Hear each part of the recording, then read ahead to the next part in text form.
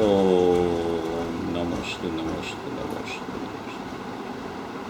પ્रणमोलोये श्रोत्रिकाळवर्ति अरहन्ताणं प्रणमोलोये श्रोत्रिकाळवर्ति शीताणं प्रणमोलोये श्रोत्रिकाळवर्ति आयर्याणं प्रणमोलोये श्रोत्रिकाळवर्ति उच्चायणं प्रणमोलोये श्रोत्रिकाळवर्ति शवशामम्. ओंकारबिन्दु संयुक्तं नित्यं ध्यायन्ति योगिनः कामदं मोक्षदं चैव ओंकाराय नमो नमः. मंगलम भगवान वीरो मंगलम गौतमो गणी मंगलम कुंदकुंदार्यो जैन धर्मोस्तु मंगलम सर्वमंगल मांगल्यम सर्वकल्याणकारकम प्रधानम सर्वधर्माणं जैनम जयतु शासनम. नमः समयसाराय स्वानुभूत्या चकाशते चित्स्वभावाय भावाय सर्वभावांतरच्छिदे एगो में शासदो अपाज्ञान दर्शन लखणो शेषा में बाहिरा भावा सवे संयोग लखणा. मारो सुशाश्वत एक दर्शन જ્ઞાન લક્ષણ જીવ છે, બાકી બધા સંયોગ લક્ષણ ભાવ મુજથી બાહ્ય છે. હું એક શુદ્ધ સદારૂપી જ્ઞાન દર્શનમય કરે કંઈ અન્ય તે મારું જરી પરમાણુ માત્ર નથી અરે. જે જાણે તો અરહંતને ગુણદ્રવ્યને પર્યાયપણે તે જીવ જાણે આત્મને તસુ મોહ પામે લય કરે. નથી અપ્રમત કે પ્રમત નથી જે એક જ્ઞાયક ભાવ છે એ રીત શુદ્ધ કથાઈને જે જ્ઞાત તે તો તે જ છે. જેમ નેત્ર તેમજ જ્ઞાન નથી કારક નથી વેદ કરે જાણે જ કર્મ ઉદય નિર્જરાબંધ તેમજ મોક્ષને ધ્રુવચલને અનુપમ ગતિ પામેલ સર્વેશિતને વંદી કહું સુત કેવડી કથિત આ સમય પ્રાકૃત હો સ્થાપની જને મોક્ષ પંથે દ્યા અનુભવ તે અને તેમાં જ નિત્ય વિહાર કર नहीं विहर पर द्रव्यों विषय. ओम श्री नमः देव्य नमः देव्य नमः देव्य. કુંદાચાર્ય દેવ દ્વારા રચાયેલું આ સમયસારજી પરમાગમ શાસ્ત્ર છે તેના કર્તા કર્મ અધિકાર ઉપર આપણી ચર્ચા ચાલી રહી છે. કર્તા કર્મ અધિકારની 89 ગાથા સુધી આપણો વિષય ચાલી ગયો. હવે 90મી ગાથાની શરૂઆત થાય છે. 90મી ગાથા કર્તા કર્મ અધિકારની ખૂબ સુંદર છે. ગાથાઓ તો બધી સુંદર જ હોય છે, પણ 90મી ગાથામાં એક સ્પેશિયલ વિષય આચાર્ય ભગવાને ખૂબ સુંદર રીતે મૂકેલો છે. એની ચર્ચા આપણે આજ લેવી છે. જીવનું સ્વરૂપ એવું છે કે અનાદિથી જીવ ત્રિકાળ પોતાના સ્વભાવમાં અવસ્થિત હોવા છતાં એ પોતાના સ્વભાવને ન ઓળખવાને કારણે, સ્વભાવના અજ્ઞાનને કારણે અનાદિથી એ મોહરાગ દ્વેષરૂપી ભાવ, વિભાવ ભાવ, પરલક્ષી ભાવરૂપ પરિણમી ગયો છે. એ પરિણામ એના કેવી રીતે દૂર થાય, એ પરિણામમાંથી તેમનું સમ્યક પ્રકારનું પરિણામ કેવી રીતે પ્રગટ થઈ જાય, તેના માટેની આ બધી ગાથાઓ છે. પણ આમાં તો આ ગાથા જે આવે છે બધી 80 ગાથાથી જે ચાલુ થઈ છે એમાં મોટે ભાગે અજ્ઞાનની સ્થિતિઓ સિદ્ધ કરતા હોય છે. પણ અજ્ઞાનની સ્થિતિ સિદ્ધ કરવામાં પણ જ્યારે એ અજ્ઞાનનું વાસ્તવિક ભાન જીવને થઈ જાય કે આ પ્રકારનું અજ્ઞાન મને ચાલી રહ્યું છે, તો એ ફરી અજ્ઞાન રૂપે નથી પરિણમતો. એટલે આચાર્ય ભગવાન પોતાના જીવના અજ્ઞાનની સ્થિતિનું પણ જ્ઞાન કરાવ્યા કરે છે. એ અજ્ઞાનની સ્થિતિનું પણ એને જ્ઞાન થાય તો એ અજ્ઞાન છોડી દે છે અને એ પોતાના જ્ઞાયક ભાવ, શુદ્ધ સ્વભાવ, અનાદિ અનંત ભાવ, એકરૂપ ભાવ, ચૈતન્ય ભાવ, શાશ્વત ભાવ રૂપે પરિણમી જાય છે. તે હું છું એમ કરીને પરિણમી જાય છે.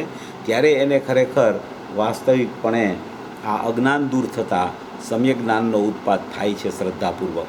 એવી કોઈ સ્થિતિ આ બધી ગાથાઓમાં બતાવવા માગે છે.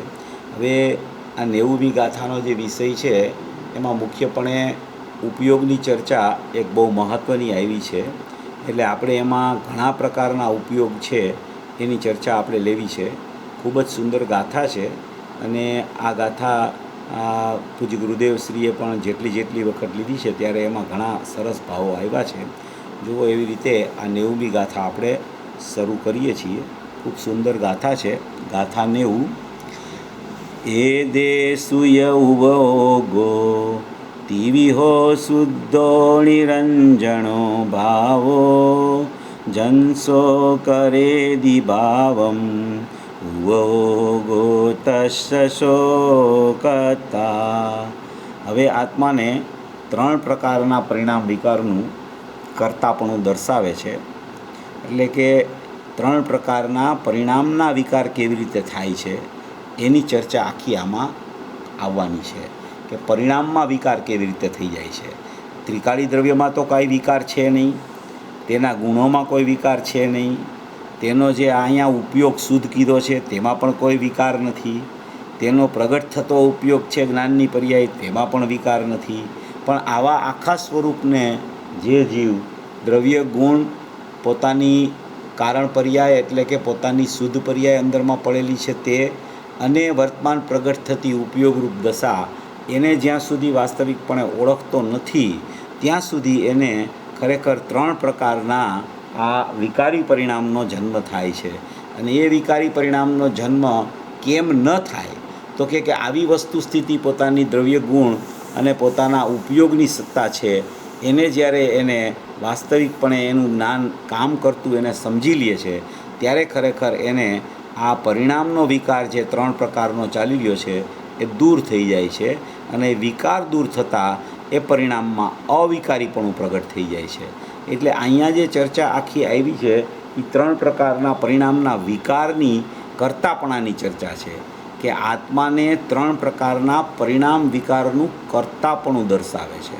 એટલે કે આત્માને કેવી રીતે કર્તાપણું હોય પરિણામ વિકારનું તો કે આત્મા તો ખરેખર વિકારી પરિણામનો કર્તા કદી ન હોય.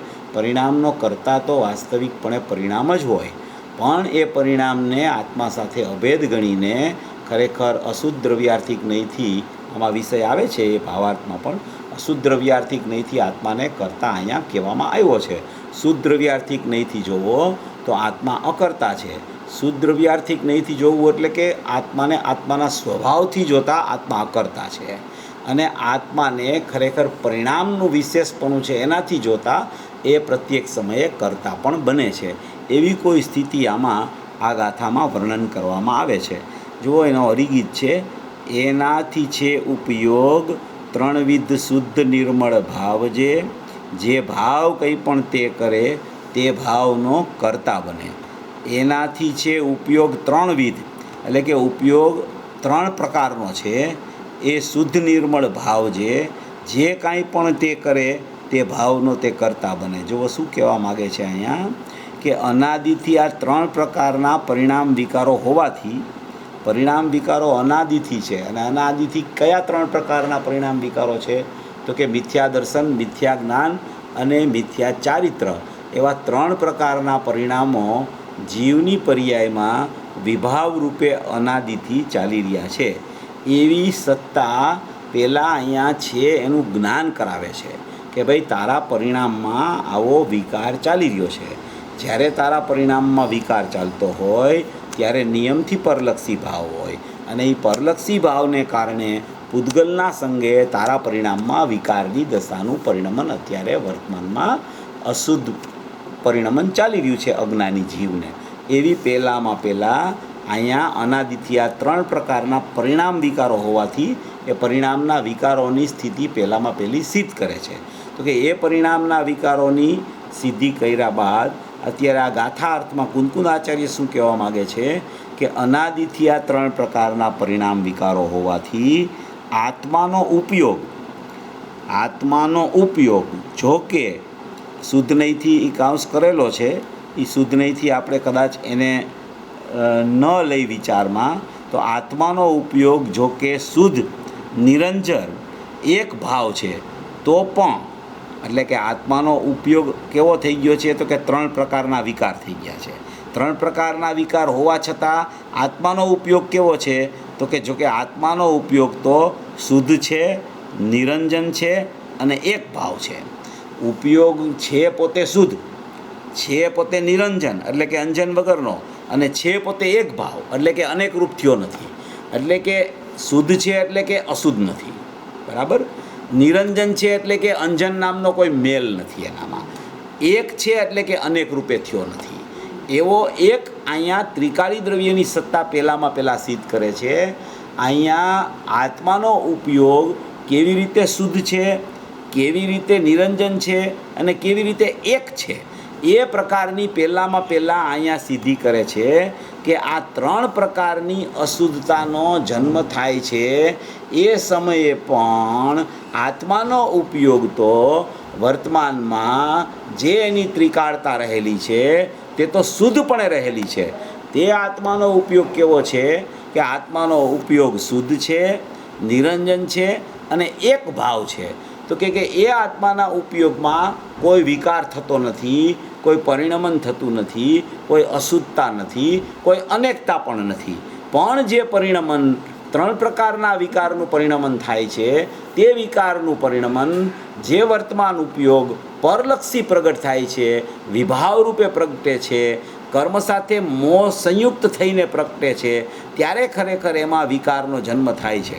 એટલે અહીંયા આ ગાથાના અર્થમાં જ 2 પ્રકારની ચર્ચા શરૂઆતમાં જ ચાલુ થઈ જાય છે કે અનાદિથી આ 3 પ્રકારના પરિણામ વિકારો હોવાથી, એટલે કે પરિણામ વિકારોની સિદ્ધિ કરે છે 3 પ્રકારની: મિથ્યા દર્શન, મિથ્યા જ્ઞાન ને મિથ્યા ચારિત્ર.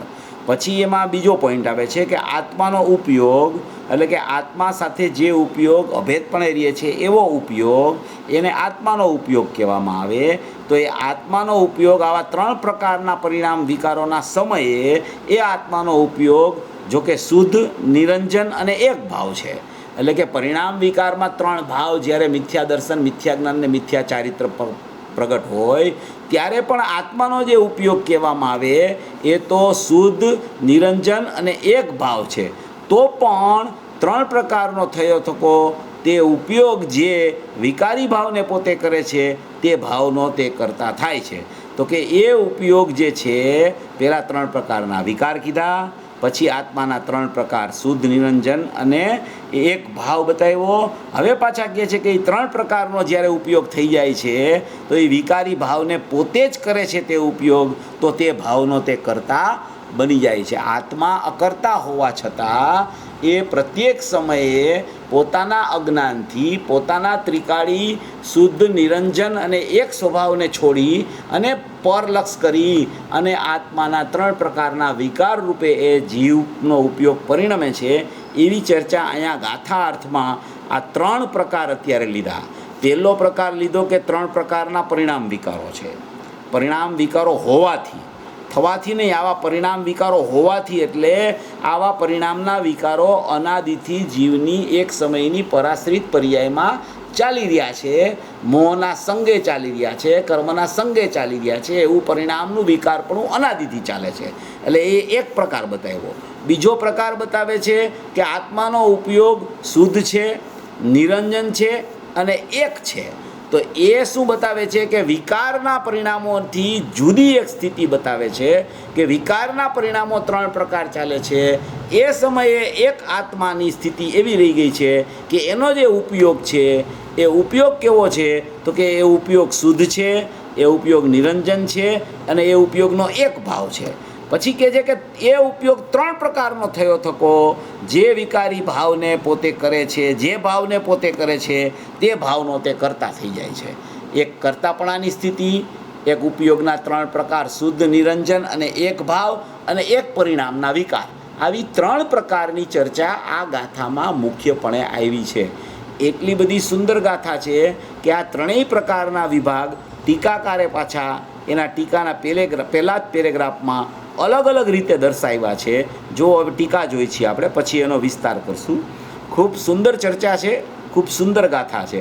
બધી વસ્તુ આખા જૈન દર્શનની પરિણામની સ્થિતિ, ત્રિકાળતાની સ્થિતિ, કર્તાપણું કેવી રીતે થઈ જાય છે એની સ્થિતિ, અને પરિણામમાં મિથ્યા દર્શન, મિથ્યા જ્ઞાન, મિથ્યા ચારિત્ર થાય છે ત્યારે પણ આત્માનો ઉપયોગ શુદ્ધ, નિરંજન અને એક ભાવપણે કેવી રીતે રહી ગયો છે, એ અનેક ભાવપણે નથી થતો, એ અશુદ્ધ નથી થતો અને ખરેખર તે અંજન રૂપ એટલે કે મેલ રૂપ નથી થતો એવો કેવી રીતે રહી ગયો છે.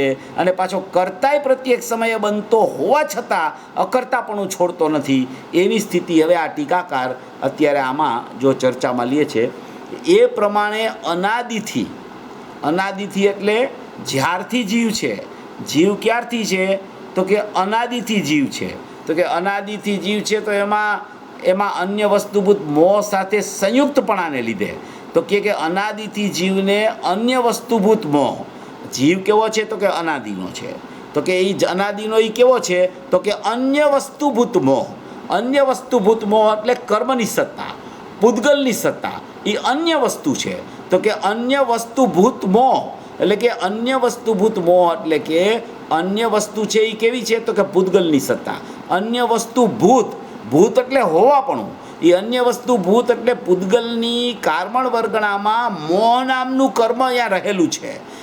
આ પ્રમાણે અનાદિથી અન્ય વસ્તુભૂત મોહ સાથે, એની સાથે કારમણ વર્ગણામાં પૂદગલની સત્તામાં અન્ય વસ્તુભૂત મોહ એટલે કે મોહની નામનું એક કર્મ રહેલું છે. એની સાથે સંયુક્તપણાને લીધે, સંયુક્તપણું કોણ કરે છે એની સાથે? તો કે પોતાના પરિણામના વિભાવ પરિણામ જે છે એ શું કરે છે? તો કે એ અન્ય વસ્તુભૂત મોહ એટલે કે પૂદગલ સાથે સંયુક્તપણું કરે છે. એ એનાથી વિભક્ત નથી રહી શકતો પરિણામ. એ પરિણામ એની સાથે અનાદિથી સંયુક્તપણું કર્યા કરે છે, અન્ય વસ્તુભૂત મોહ સાથે સંયુક્તપણું કરે છે. એટલે પોતાનામાં ઉત્પન્ન થતા જે આ ત્રણ મિથ્યા દર્શન, અજ્ઞાન અને અવિરતિ ભાવ પરિણામ વિકારો, તેમના નિમિત્તે ઉપર ગાથાર્થમાં એમ કીધું હતું કે અનાદિથી આ ત્રણ પ્રકારના પરિણામ વિકારો હોવાથી, હવે ટીકાકાર એનો આખું ખોલે છે કે આ પરિણામ વિકારો ત્રણ પ્રકારના ક્યાં છે અને એ પરિણામ વિકારો કેવી રીતે ઉત્પન્ન થઈ ગયા. તો એના માટે એમ કીધું એણે કે અનાદિથી અન્ય વસ્તુભૂત મોહ છે એની સાથે સંયુક્તપણું એટલે કે એની સાથે એકત્વ માને છે. કર્મ સાથે એકત્વ પરિણામનું થતું નથી. પરિણામની સ્થિતિ જીવ સાથે છે અને કર્મની સ્થિતિ પૂદગલ સાથે છે. એનું એકત્વ એ માને છે કે મારા પરિણામે એની સાથે એકત્વ કર્યું, આ મોહ મારો છે એમ માને છે. એટલે એને સંયુક્તપણું કહેવામાં આવે છે. એવું સંયુક્તપણું કરે છે એટલે પોતાના પરિણામમાં આ ત્રણ પ્રકારના વિકારો, જે પરિણામ વિકારો કીધા ગાથાર્થમાં કુંદકુંદાચાર્યે, એવા ત્રણ પ્રકારના પરિણામ વિકારો મિથ્યા દર્શન, અજ્ઞાન ને અવિરતિ ભાવ. મિથ્યા દર્શન એટલે શ્રદ્ધાનો દોષ, અજ્ઞાન એટલે જ્ઞાનનું પરિણમન વિપરીત, અને અવિરતિ ભાવ એટલે ચારિત્રની વિપરીત દશા, મોહ રાગ દ્વેષ. મોહ એટલે મિથ્યાત્વ, અજ્ઞાન એટલે કે મોહ રાગ દ્વેષને સંયુક્તપણે જોવો, એકરૂપપણે, તો અજ્ઞાન કહેવામાં આવે છે. અને અવિરતિ ભાવ એટલે રાગ દ્વેષના પરિણામ. રાગ દ્વેષના પરિણામ એટલે ક્રોધમાન માયાલોભ, ચારેય પ્રકારના કસાયો, એને અવિરતિ ભાવ કહેવામાં આવે છે. એટલે આ પ્રમાણે અનાદિથી અન્ય વસ્તુભૂત મોહ સાથે સંયુક્તપણાને લીધે પોતાનામાં ઉત્પન્ન થતા જે આ ત્રણ મિથ્યા દર્શન, અજ્ઞાન ને અવિરતિ ભાવરૂપ પરિણામ વિકારો, તેમના નિમિત્તે પછી હવે એક બીજો વિષય લે છે, જે ઉપર આત્માનો ઉપયોગ શુદ્ધ નહીંથી શુદ્ધ નિરંજનને એક ભાવ કીધો તો એની ચર્ચા અહીં લે છે. જો કે પરમાર્થથી, તો પરમાર્થથી એટલે કે સ્વભાવથી, સ્વભાવથી એટલે અનાદિ અનંત, અનાદિ અનંત એટલે વાસ્તવિકતાથી જો તમે જોવો, જો તમે એના સ્વભાવથી જોવો, જો એના તમે ત્રિકાળતાથી એને જોવો, તો જો કે પરમાર્થથી તો ઉપયોગ શુદ્ધ, નિરંજન અને અનાદિ નિધન વસ્તુના સર્વસ્વભૂત ચૈતન્ય માત્ર ભાવ પણ એક પ્રકારનો છે. હવે ઉપયોગની ઉપર સ્થિતિ વર્ણનમાં લીધી હતી કુંદકુંદાચાર્યએ કે તે જો ઉપયોગ આત્માનો કેવો છે? જો કે શુદ્ધ છે, નિરંજન છે અને એક ભાવ છે. શુદ્ધ, નિરંજનને એક ભાવ કીધો. હવે અહીંયા ટીકાકાર એમ કે છે કે પરમાર્થથી તો ઉપયોગ, પરમાર્થથી એટલે વાસ્તવિકપણે, વાસ્તવિકપણે એટલે કે સ્વભાવથી, સ્વભાવથી એટલે કે કોઈ પણ પદાર્થને તમે એના સ્વભાવથી જોવો તો એની જે સ્થિતિ હોય એ સ્થિતિથી તમે જુઓ, એના લક્ષણથી તમે એને જુઓ તો એને પરમાર્થથી કહેવામાં આવે, એને એના સ્વભાવથી કહેવામાં આવે. તો એને પરમાર્થથી તો ઉપયોગ શુદ્ધ, નિરંજન અને અનાદિ નિધન એટલે કે એ ઉપયોગ કેવો છે? તો કે શુદ્ધ છે. પછી કેવો છે? તો કે નિરંજન એટલે એમાં કોઈ પણ પ્રકારનો મેલ નથી. શુદ્ધ એટલે કે અશુદ્ધતા નથી. નિરંજન એટલે કે કોઈ પણ પ્રકારનો મેલ નથી, મલિનતા નથી. અનાદિ નિધન વસ્તુના, અનાદિ નિધન એટલે અનાદિથી વસ્તુ જે ચાલી આવે છે, સમય કરીને અનાદિથી વસ્તુનું પરિણમન જે ચાલી રહ્યું છે, એ પરિણમનને તમે ન જોવો અને જો તમે એ વસ્તુને અનાદિથી એકરૂપ ચાલી આવે છે એમ જોવો, તો અનાદિ નિધન વસ્તુના એટલે કે ત્રિકાળી દ્રવ્યના, અનાદિ નિધન વસ્તુના એટલે કે ત્રિકાળી દ્રવ્યના સર્વસ્વભૂત, સર્વ એટલે કે પરિપૂર્ણ, સ્વ એટલે કે પોતાનું, ભૂત એટલે કે હોવાપણું, સર્વ સ્વભૂત, સર્વ એટલે પરિપૂર્ણપણું, સ્વ એટલે કે પોતાનું ત્રિકાળ, ભૂત એટલે કે હોવાપણું, સર્વ સ્વભૂત ચૈતન્ય માત્ર ભાવપણે એક પ્રકારનો છે. સર્વ સ્વભૂત એટલે શું? તો કે ચૈતન્ય માત્ર ભાવ. ચૈતન્ય માત્ર ભાવ પણ કેવો છે? તો કે એ ઉપયોગ એક પ્રકારનો છે. જો આ ખૂબ સુંદર ચર્ચા છે. જરા શાંતિથી વિચાર કરીને જો આનો વિચાર કરવામાં આવે તો એકદમ અહીંયા આ જે અમૃતચંદ્ર આચાર્ય ભગવાને જે આ કુંકુંદ આચાર્ય આત્માના ઉપયોગને શુદ્ધ નિરંજનને એક ભાવ કીધો, એમાં થોડું ઊંડાણ કરીને જોકે પરમાર્થથી તો ઉપયોગ, શુદ્ધ, નિરંજન, અનાદિ નિધન. જુઓ અહીંયા જે પરમાર્થથી ઉપયોગ કહેવામાં આવે છે ને, એની ચર્ચા હમણાં આપણે ઉપયોગના ઘણા પ્રકાર છે એની લઈ છીએ. એ ઉપયોગ અત્યારે અહીંયા ત્રિકાળ ઉપયોગ લેવો છે. પરમાર્થથી તો ઉપયોગ એટલે ઉપયોગ ત્રિકાળ ઉપયોગની ચર્ચા છે. ઉપયોગ જે પ્રગટ થાય છે વર્તમાન, એની ચર્ચા અહીંયા નથી. પ્રગટ થતા ઉપયોગને તો ઉપર કહી દીધું કે એ પરિણામનો વિકાર છે, એટલે એમાં તો મિથ્યા દર્શન, મિથ્યા જ્ઞાન ને મિથ્યા ચારિત્ર આવી ગયું. હવે અહીંયા જે ઉપયોગને શુદ્ધ કહે છે એ ત્રિકાળ ઉપયોગની ચર્ચા છે. ત્રિકાળ ઉપયોગ એક શુદ્ધ છે. તો કે જો કે પરમાર્થથી તો ઉપયોગ શુદ્ધ, નિરંજન, અનાદિ નિધન વસ્તુના સર્વસ્વભૂત ચૈતન્ય માત્ર ભાવપણે એક પ્રકારનો છે. એ ઉપયોગ કેવો છે? તો કે એ ઉપયોગ શુદ્ધ છે, માટે એ એક પ્રકારનો છે. એ નિરંજન છે એટલે કે એમાં કોઈ મેલ નથી, માટે એ એક પ્રકારનો છે. એ અનાદિ નિધન છે, એ અનાદિનો છે એટલે એ એક પ્રકારનો છે. અને વસ્તુના સર્વસ્વભૂત, વસ્તુ જે છે, વસ્તુ એટલે જ્ઞાયક ભાવ, વસ્તુ એટલે ચૈતન્ય ભાવ, વસ્તુ એટલે પરમ પરિણામિક ભાવ લક્ષણવાળો એક આત્મા ભૂતાર્થ સ્વભાવ, એ અપરિણામી તત્વ. એ વસ્તુના સર્વસ્વભૂત એટલે કે સર્વ એટલે સંપૂર્ણ, પરિપૂર્ણ, સ્વ એટલે પોતાનું, ભૂત એટલે હોવાપણું, વસ્તુના સર્વસ્વભૂત ચૈતન્ય માત્ર ભાવપણે. ચૈતન્ય માત્ર ભાવપણું કેવું છે? તો કે એ એક જ પ્રકારનું છે. તો કે વસ્તુનું સર્વસ્વભૂતપણું ચૈતન્ય માત્ર ભાવપણું છે, એ એક પ્રકારનું છે. તો કે વસ્તુ વસ્તુ વસ્તુ વસ્તુ વસ્તુ વસ્તુથી જોવો તો એ સર્વ એટલે કે પરિપૂર્ણ, એ સ્વભાવ એટલે કે પોતાનો ભાવ, એનું હોવાપણું, અને એ હોવાપણું છે એ ચૈતન્ય માત્ર ભાવપણે એટલે જ્ઞાન માત્ર ભાવપણે. જ્ઞાન માત્ર ભાવપણે એ એક જ પ્રકારનું ઉપયોગનું સ્વરૂપ છે કે શુદ્ધ છે, નિરંજન છે અને અનાદિ નિધન છે એટલે કે એક છે, એવું એનું એક પ્રકારનું સ્વરૂપ છે.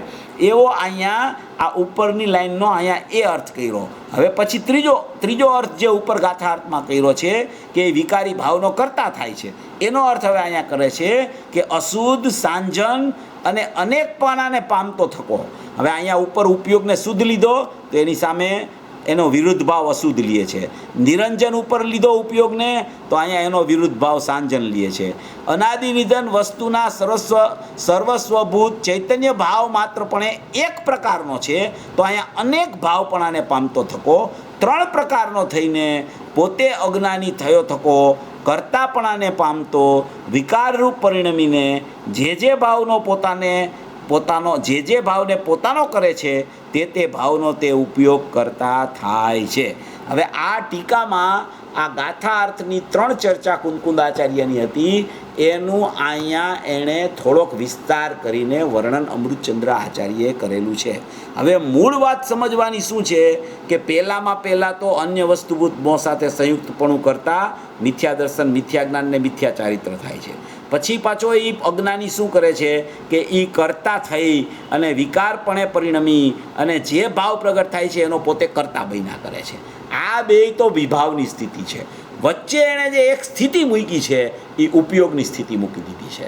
ઉપર તો એણે મિથ્યા દર્શન, મિથ્યા જ્ઞાન ને મિથ્યા ચારિત્ર અન્ય વસ્તુભૂત સાથે મોહ સાથે સંયુક્તપણાને લીધે થાય છે એ મૂક્યું. નીચે એણે કે એવા ભાવો જે પોતાના છે એ પોતાના જ ભાવ છે, પોતાના પરિણામમાં થતા ભાવ છે, તેનો પ્રત્યેક સમયે જીવ કરતા થાય છે, એમ અહીંયા અજ્ઞાન દશા સિદ્ધ કરે છે.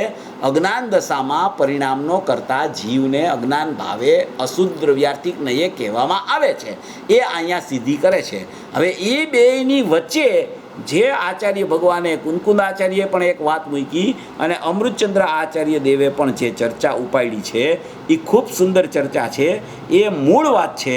એમાં જોવો કહે છે કે જો કે પરમાર્થથી તો જો કે પરમાર્થથી તો ઉપયોગ શુદ્ધ નિરંજન અનાદિ નિધન વસ્તુના સર્વસ્વભૂત ચૈતન્ય માત્ર ભાવ પણ એક પ્રકારનો છે. હવે અહીંયા શું કહેવા માગે છે? હવે જો એવું છે કે ઉપયોગના પ્રકાર પુષ્કળ આવે ગાથાઓમાં.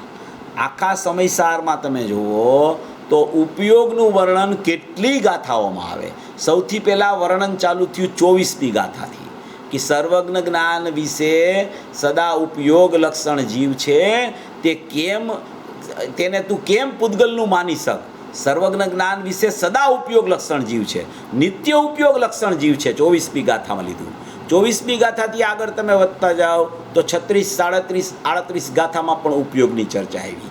ત્યાંથી આગળ વધો તો 39થી 43 ગાથામાં પણ ઉપયોગની ચર્ચા આવી. ત્યાંથી આગળ વધો તો 57મી ગાથામાં પણ ઉપયોગની ચર્ચા આવી. ત્યાંથી તમે આગળ વધો તો આગળ વધતા વધતા 69-70 ગાથામાં પણ ઉપયોગની ચર્ચા આવે છે. ત્યાંથી તમે આગળ વધો તો 69-70 ગાથા પછી જે 73મી ગાથા આવે છે, 73મી ગાથામાં પણ ઉપયોગની ચર્ચા આવે છે. ત્યાંથી આગળ વધતા તમે અજ્ઞાન ભાવની સિદ્ધિ 80 ગાથાથી થાય છે, એમાં તમે આગળ વયા જાઓ તો 87 ગાથામાં, 88 ગાથામાં, 89 ગાથામાં, આ 90 ગાથામાં, પછી 91 ગાથામાં, 92-93 ગાથામાં, ત્યાર પછી એ 181-82 83 ગાથામાં, ત્યાર પછી તમે ઉપયોગની ચર્ચા 113થી 115 ગાથામાં, એવી કેટલી ગાથાઓમાં આખી ઉપયોગની ચર્ચા સમયસાર પરમાગમમાં આચાર્ય ભગવાને લીધી છે. આ ખરેખર જે ઉપયોગ શબ્દ જ્યાં જ્યાં આવે છે એને આપણે વિચારમાં લઈ અને એ ગાથાઓનો જો આપણે સ્વાધ્યાય કરીએ તો આપણને ખબર પડે કે ઉપયોગ કેટલી પ્રકારે વાપરવામાં આવે છે. કોઈ ઉપયોગનો એક જ પ્રકાર નથી હોતો. ક્યાંક ઉપયોગને શુદ્ધ કહે તો એમાં ત્રિકાળતા બતાવતા હોય, ક્યાંક ઉપયોગને લક્ષણ કહે તો એમાં ત્રિકાળ લક્ષણ પણ બતાવે અને ઉપયોગનું ઉત્પાદવાળું સામાન્ય ઉપયોગ લક્ષણ પણ બતાવે. ક્યાંક ઉપયોગને પરિણામ વિકાર તરીકે દર્શાવે તો એ ઉપયોગ અશુદ્ધ થઈ ગયો એમ પણ કહે. ક્યાંક ઉપયોગને કર્તાપણું બતાવે તો એ પરિણામ જે પ્રગટ થાય છે એનો કરતા ઉપયોગ છે એમ કહે. દ્રવ્ય સંગ્રહની ગાથામાં તમે જુઓ તો એમાં જ્ઞાન દર્શનના ઉપયોગને ઉપયોગ કહે અને પછી ચારિત્રની પર્યાયને પણ ઉપયોગથી એનું વર્ણનમાં લઈએ. એવી કેટલી અપેક્ષાઓ ઉપયોગની આ સમયસાર પરમાગમમાં કેટલી ગાથાઓમાં ભરેલી છે. એટલે કોઈ ઉપયોગ શબ્દ આવે તો એનો એક જ અર્થ થતો હોય એમ કોઈએ વિચારી ન લેવું. કારણ કે અહીંયા જે ઉપયોગ છે એ જો કે પરમાર્થથી તો ઉપયોગ શુદ્ધ છે, પરમાર્થથી ઉપયોગ શુદ્ધ છે. એટલે પરમાર્થથી એટલે સ્વભાવથી એટલે ઉપયોગનો સ્વભાવ શું? તો કે શુદ્ધ રહેવું. શુદ્ધ રહેવું એમાં કેવી રીતે શુદ્ધ રહેવું? તો કે એ શુદ્ધ છે, નિરંજન છે અને અનંત અનાદિ નિધન વસ્તુના સર્વસ્વભૂત ચૈતન્ય માત્ર ભાવ પણ એક પ્રકારનો છે. એટલે કે એ શુદ્ધ છે, નિરંજન છે અને ચૈતન્ય માત્ર ભાવ પણ એક પ્રકારનો છે. તો અહીંયા જે ઉપયોગની શુદ્ધતાનું વર્ણન છે એ ત્રિકાળી દ્રવ્યની ચર્ચા છે. ત્રિકાળી દ્રવ્યનો જે ત્રિકાળ ઉપયોગ છે એને અહીંયા શુદ્ધ કહેવા માગે છે. કારણ કે વર્તમાન ઉપયોગ તો એ અશુદ્ધ કહે છે અહીંયા કે મોહ સાથે સંયુક્ત થઈ ગયો છે. એ ઉપયોગ કરતા બને છે તો ત્યાં તો અશુદ્ધપણાની ચર્ચા આવી છે. એટલે અહીંયા જે આ ઉપયોગની શુદ્ધની વાત છે એ કોઈ વર્તમાન ઉપયોગ શુદ્ધ છે એની ચર્ચા નથી. કારણ કે વર્તમાન ઉપયોગ તો અજ્ઞાનીનું અજ્ઞાન દૂર થાય અને આત્માનો આશ્રય લે ત્યારે એને શુદ્ધ ઉપયોગનું પ્રગટપણું થાય છે. એવા શુદ્ધ ઉપયોગની આ ચર્ચા નથી. પણ આ ઉપયોગમાં એક ત્રિકાળ ઉપયોગની પણ ચર્ચા આપણે આમાં લઈ શકીએ અને એક આમાં સામાન્ય ઉપયોગની ચર્ચા પણ લઈ શકાય છે. પણ મુખ્યપણે એમાં ત્રિકાળ ઉપયોગની જ ચર્ચા આવે છે. ગુરુદેવે 6ઠી વખતના પ્રવચન જ્યારે કરેલા હતા એ 6ઠી વખતના પ્રવચનમાં પણ ગુરુદેવે આમાં ત્રિકાળ ઉપયોગ લીધો છે. 15મી વખતમાં ત્રિકાળ ઉપયોગ લીધો, 16મી વખતમાં ત્રિકાળ ઉપયોગ, 17માં, 18માં, 19માં બધી જગ્યાએ આમાં જો કે પરમાર્થી ઉપયોગ શુદ્ધ છે. તો એ શુદ્ધ ઉપયોગ જે કીધો એ શુદ્ધ ઉપયોગ વર્તમાન પર્યાયની ચર્ચા નથી પણ એ શુદ્ધ ઉપયોગ ત્રિકાળ ઉપયોગની ચર્ચા છે. એ ત્રિકાળ ઉપયોગ છે એ આત્મામાં રહેલો છે. એને ગુરુદેવે તો ઘણી જગ્યાએ ત્રિકાળ ઉપયોગમાં કારણ પર્યાય કહીને પણ એનું વર્ણન ઘણી ગાથાઓમાં ઘણી વખતમાં આ કરેલું છે. 15મી વખતમાં પણ આને કારણ પર્યાય કીધી. એવી જ રીતે એને 6ઠ્ઠી વખતના પ્રવચનમાં પણ કારણ પર્યાય કીધી. એવી જ રીતે એને 18મી વખતના પ્રવચનમાં પણ કારણ પર્યાય કીધી. એટલે ઘણી જગ્યાએ આ ઉપયોગ શુદ્ધ કહેવામાં આવે ત્યારે એમાં બે ભાવ વિચારવા. એક ભાવ વિચારવો ત્રિકાળી ઉપયોગ છે અને એક ભાવ જો પરિણમન રૂપે શુદ્ધતાની ક્યાંય ચર્ચા આવતી હોય તો એ વર્તમાન ઉપયોગની ચર્ચા છે. અને આમાં તો પરમાર્થથી ઉપયોગને કીધો છે અને એ પરમાર્થથી ઉપયોગ શુદ્ધ છે, નિરંજન છે, અનાદિ નિધન છે, વસ્તુના સર્વ સ્વભૂત છે અને ચૈતન્ય માત્ર ભાવ પણ એક પ્રકારનો છે એમ કીધું છે. એટલા માટે આ ઉપયોગ છે એ ત્રિકાળ ઉપયોગની ચર્ચા છે. એ ત્રિકાળ ઉપયોગની ચર્ચા છે એટલે ત્રિકાળી દ્રવ્યની ચર્ચા છે. ત્રિકાળી દ્રવ્યની ચર્ચા છે એટલે કે ત્રિકાળી દ્રવ્યમાં એક ત્રિકાળી દ્રવ્ય રહેલું છે, એ એનું ધ્રુવ સામાન્ય છે, એના ગુણો છે એ પણ ધ્રુવ સામાન્યમાં અભેદ રહેલા છે અને એક એનું ધ્રુવ વિશેષ છે.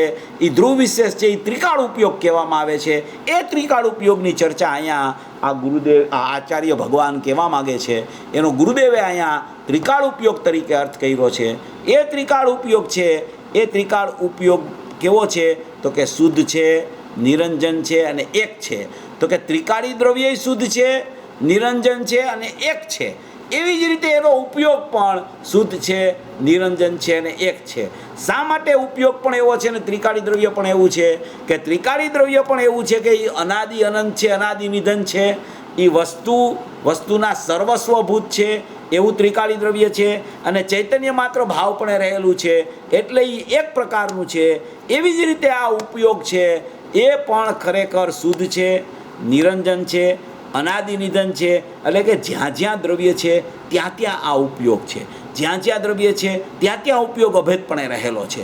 એવો જ આ ઉપયોગ હોવાને કારણે જ્યાં દ્રવ્યની ચર્ચા આવે ત્યાં ખરેખર આ ઉપયોગ એની સાથે અભેદપણે રહેલો છે એમ પણ કહેવામાં ભેદ પડી જાય છે.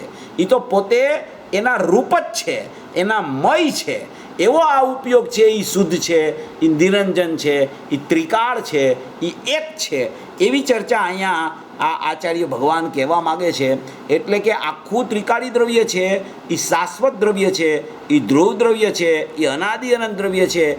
એમાં અંદરમાં એવો ઉપયોગ પણ એક ત્રિકાળ રહેલો છે કે જે ઉપયોગમાં આખા સ્વભાવનું જાણવું દેખવું વર્તમાનમાં વર્તી રહ્યું છે.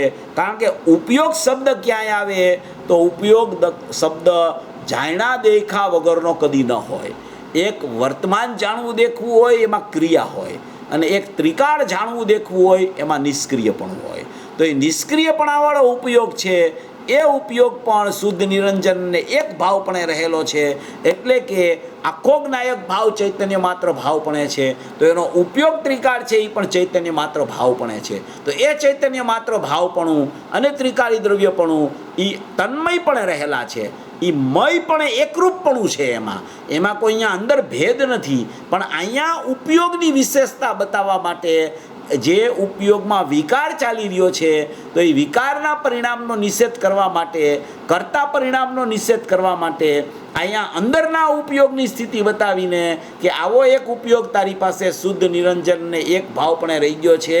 જે સમયે તારા ઉપયોગમાં વિકાર ચાલે છે, પરલક્ષી ભાવ ચાલે છે, એ સમયે પણ તારા ઉપયોગમાં શુદ્ધપણું, નિરંજનપણું ને એકપણું અનાદિ અનંત રહી ગયું છે. ત્રિકાળી દ્રવ્ય તો અનાદિ અનંત છે પણ ઉપયોગ જે વર્તમાનમાં બહિર્લક્ષ્ય છે તો એની સામે પાછો ઉપયોગ જોઈ તો એવો ઉપયોગ એક ત્રિકાળ ઉપયોગ અંદરમાં પડ્યો છે કે જે ઉપયોગમાં ખરેખર કોઈ મેલ નથી, કોઈ અશુદ્ધતા નથી, કોઈ અનેકપણું નથી. એવો એકરૂપ ત્રિકાળી દ્રવ્ય છે, એવો જ એકરૂપ ઉપયોગ છે એ જે શુદ્ધ નિરંજન અને અનાદિ અનંત વસ્તુના સર્વસ્વભૂત ચૈતન્ય માત્ર ભાવપણે એક પ્રકારનો રહેલો છે. હવે આ જે સ્થિતિનું અહીંયા વર્ણન કરવામાં આવે છે એના પ્રકારો ઉપયોગના ઘણી પ્રકારના લક્ષણો આવે આત્માના. તો આત્માના લક્ષણમાં એક એનું ત્રિકાળ લક્ષણ કહેવાય. તો એ ત્રિકાળી લક્ષણ જે કહેવાય એમાં એને સહજ જ્ઞાન, સહજ દર્શન, સહજ સુખ, સહજ વીર્ય એવા પણ ત્રિકાળીના લક્ષણ લીધા છે નિયમસારમાં. સમયસારમાં પણ એ વાત આવે છે. તો એક ત્રિકાળનું લક્ષણ ત્રિકાળ હોય ઉપયોગ. એ ઉપયોગ કેવો હોય તો કે આ ઉપયોગ કીધો એ શુદ્ધ, નિરંજન અને એક ભાવપણું, ચૈતન્ય માત્ર ભાવપણું, એ એક ત્રિકાળનું લક્ષણ ત્રિકાળ થયું. પછી એક ત્રિકાળનું લક્ષણ વર્તમાન ઉપયોગ હોય. તો કે એ વર્તમાન ઉપયોગ કેવો હોય? તો કે વર્તમાન ઉપયોગ કોને કહેવાય? ઉત્પાદવાળો ઉપયોગ, જે પ્રગટ થતો ઉપયોગ હોય, જે ત્રિકાળી દ્રવ્યમાંથી ઉત્પાદ પ્રગટ થાય એવો ઉપયોગ હોય, એને ઉત્પાદવાળો ઉપયોગ કહેવાય. તો એ ઉપયોગ ત્રિકાળી દ્રવ્યમાંથી પ્રગટ થતો હોવાને કારણે એ ઉપયોગમાં ખરેખર અશુદ્ધતા નથી. એ ઉપયોગ અશુદ્ધ નથી થયો, એ તો પર લક્ષ્ય એ અશુદ્ધ થાય છે, પણ અંદરથી આવતો ઉપયોગ છે એમાં કોઈ અશુદ્ધતા નથી. તો એ ઉપયોગ કેવો છે? તો કે એ ઉપયોગ ત્રિકાળ ઉપયોગ છે, એની જાતનો છે. તો કે એ એની જાતનો છે એટલે કેવો છે? એટલે કે ઓલો ત્રિકાળ છે, એમાંય જ્ઞાન ભરેલું છે, એમાંય શુદ્ધતા છે, એમાંય નિરંજનતા છે, એમાંય એકપણું છે. અને આ ઉપયોગ જે પ્રગટ થાય છે એ પણ ત્રિકાળી દ્રવ્યની જેવી જાત છે, ઉપયોગની જેવી ત્રિકાળ ઉપયોગ લક્ષણની જાત છે, એવો જ વર્તમાન ઉપયોગ લક્ષણ પણ એક ભાવ રૂપે રહેલો છે. એ ઉપયોગ લક્ષણ કોને કહેવાય? તો કે જ્ઞાન જે પ્રગટ થાય વર્તમાનમાં એને પણ ખરેખર ઉપયોગ લક્ષણ કહેવામાં આવે. એવું ઉપયોગ લક્ષણ પણ એને પણ જો તમે શુદ્ધ કહો તો એને શુદ્ધ પણ કોઈ અપેક્ષાએ કહી શકાય. હજી સમ્યક દર્શનની શુદ્ધતા નહીં, સંવર નિજરાની શુદ્ધતા નહીં, પણ એ ઉપયોગમાં કોઈ અશુદ્ધતા નથી. એ ઉપયોગમાં જ્ઞાન ભરેલું છે. એ ઉત્પાદવાળો હોવા છતાં એ ઉપયોગ મલિન અંદરથી નથી આવ્યો, અશુદ્ધ નથી આવ્યો અંદરથી, અનેકપણે અંદરથી નથી આવ્યો. એટલે એવો વર્તમાન પ્રગટ થતો ઉપયોગ છે એને પણ કોઈ અપેક્ષાએ શુદ્ધ કહી શકાય. શુદ્ધ એટલે શું? શુદ્ધનો અર્થ એવો નહીં કે સમર નિજરા હોય એને જ શુદ્ધ કહેવાય. શુદ્ધ એટલે કે જે ઉપયોગમાં અશુદ્ધતાનો હજી જન્મ ન થયો હોય તો એવા ઉપયોગને પણ શુદ્ધ કહી શકાય. ખરેખર તો એ ઉપયોગ સ્વચ્છ છે, પણ એ નિરપેક્ષ છે. એમાં કોઈ પણ પ્રકારની અપેક્ષા તમે ન લગાવો તો એને પણ કોઈ અપેક્ષાએ શુદ્ધ પણ કહી શકાય, કારણ કે એમાં મલિનતા નથી, એમાં કોઈ અશુદ્ધતા પ્રવેશી નથી, એમાં મોહરાગ દ્વેષ અંદર ઉપયોગમાં આવી નથી ગયા, એટલે એને પણ કોઈ અપેક્ષાએ શુદ્ધ કહી શકાય. એ ઉપયોગ તો ઉપયોગ છે. જુઓ, શુદ્ધતા અને અશુદ્ધતાના પ્રકાર પણ જુદી રીતે કરવામાં આવે છે. આશ્રવની અશુદ્ધતા હોય હંમેશા, સંવરની હંમેશા શુદ્ધતા હોય, અને ઉપયોગની ઉપયોગિતા હોય. આશ્રવની અશુદ્ધતા હોય, સંવરની શુદ્ધતા હોય, ઉપયોગની ઉપયોગતા અને ઉપયોગિતા હોય. તો ઉપયોગ કેવો છે? કે એ ઉપયોગવાન સાથે અનન્ય રહે છે. આશ્રવ કેવો છે? તો કે આશ્રવ અશુદ્ધ રૂપે પરિણમે છે એને આશ્રવ કહેવામાં આવે, શુદ્ધ રૂપે પરિણમે એને સંવર કહેવામાં આવે. અને ઉપયોગ જે સમયે અશુદ્ધ રૂપે પરિણામન આશ્રવનું ચાલે ત્યારે પણ ઉપયોગ તો ઉપયોગ છે, પણ એ ઉપયોગને આશ્રવ સાથે તમે ભેળવીને એ ઉપયોગને જોવો તો એ ઉપયોગને પણ અશુદ્ધ ઉપયોગ કહેવામાં આવે. હવે એ જ ઉપયોગ જ્યારે સંવર થયો તો સંવરની શુદ્ધતા હોય છે. તો સંવરની શુદ્ધતા સાથે તમે જ્યારે એ ઉપયોગને ભેળવીને જુઓ તો એ ઉપયોગને પણ શુદ્ધ ઉપયોગ કહેવામાં આવે. અને એ સંવરથી દૂર રહીને ઉપયોગને જુઓ તો એ ઉપયોગને તો ઉપયોગ કહેવામાં આવે, ઉપયોગને તો જ્ઞાનમય કહેવામાં આવે. અશુદ્ધતા આશ્રવની હોય એ સમયે પણ ઉપયોગ તો ઉપયોગ છે, શુદ્ધતા સંવરની હોય તે સમયે પણ ઉપયોગ તો ઉપયોગ છે, કારણ કે ઉપયોગમાં ચેતના રહેલી છે, ઉપયોગમાં જ્ઞાન ભાવ રહેલો છે. એમાં કોઈ અશુદ્ધતા કે શુદ્ધતા ખરેખર વ્યાપતી નથી, પણ એની સાથે અશુદ્ધતા અને શુદ્ધતાને અભેદ ગણીને જ્યારે જોવામાં આવે છે ત્યારે આશ્રવની અશુદ્ધતા હોવા છતાં ઉપયોગને આશ્રવ સાથે જોડીને જો તમે જોવો તો એને ઉપયોગને અશુદ્ધ કહેવામાં આવે. અને સંવરની શુદ્ધતા હોવા છતાં જો સંવરને તમે ઉપયોગ સાથે જોડીને તમે જોવો તો એ ખરેખર ઉપયોગને પણ શુદ્ધ ઉપયોગ કહેવામાં આવે. ઉપયોગ ખરેખર શુદ્ધ કે ઉપયોગ અશુદ્ધ થતો જ નથી. ઉપયોગ ઉપયોગ રહે છે, જ્ઞાન જ્ઞાન રહે છે. એમ અહીંયા જ્ઞાનને લક્ષણ કીધું છે. એ લક્ષણ કેવું છે? તો કે એ લક્ષણ ત્રિકાળ પણ લક્ષણ છે અને એક વર્તમાન પણ લક્ષણ છે. વર્તમાન લક્ષણની ચર્ચા, જે વર્તમાન ઉપયોગ છે એ પણ મલિન થયો નથી, એ અશુદ્ધ થયો નથી, એ પણ ખરેખર ઉપયોગ જેવો છે એવો જ રહી ગયો છે. એ ચર્ચા કળશ ટીકાના 93 નંબરના કળશમાં, કળશ ટીકાના 97 નંબરના કળશમાં, કળશ ટીકાના 140 નંબરના કળશમાં આવી છે. એવી ઘણી જગ્યાએ 69 70 ગાથામાં આવી છે, 181 82 83 ગાથામાં આવી છે.